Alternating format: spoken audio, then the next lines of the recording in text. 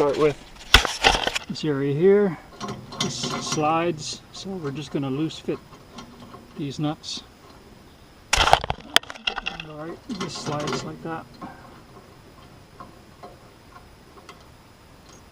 Alright, so one up there. These belong down here.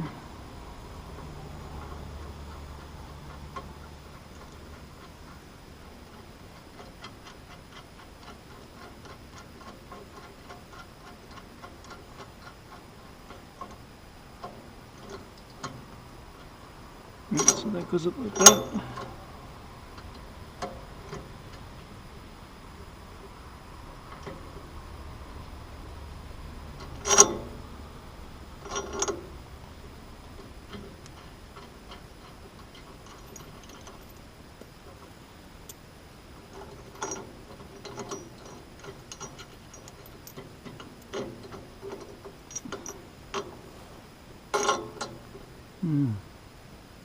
Might stay like that, but then we got to do the same thing over here.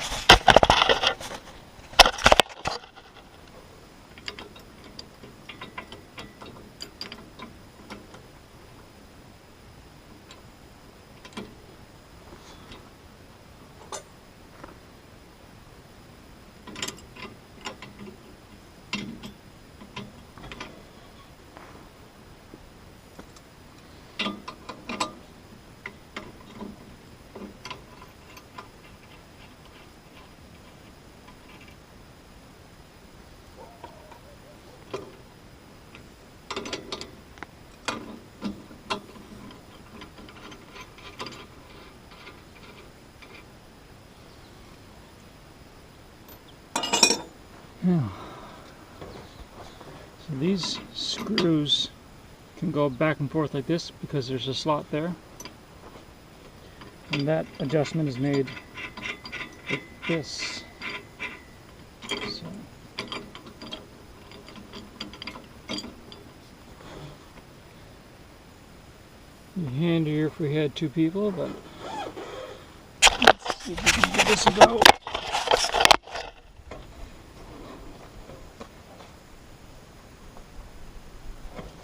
Be resting the bar, tip of the bar on that end, and getting this one on.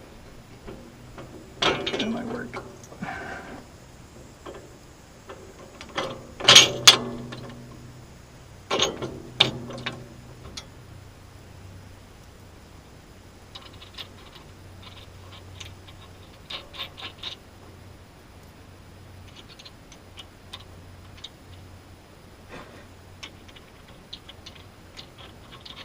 Right, so got that one on.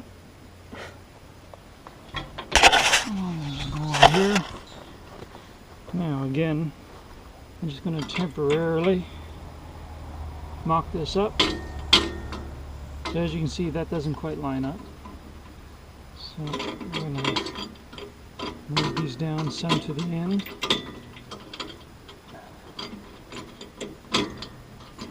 Like so. Just to get it on, I'm just going to do this. There is a bar supposed to go here, a 3" by 2" piece of stock with 2 holes, with a threaded bolt to go through. That's that now. So we have the bar set up. Just need to get it tightened, get the chain on, get it tightened, get it level, and then there's a guard. The guard is over there. That somehow gets attached here. Probably those holes there. So there's two on the bottom. There's 4 bolts in the box. I'm guessing that's what that's for, just to protect the tip of the bar. So let's see.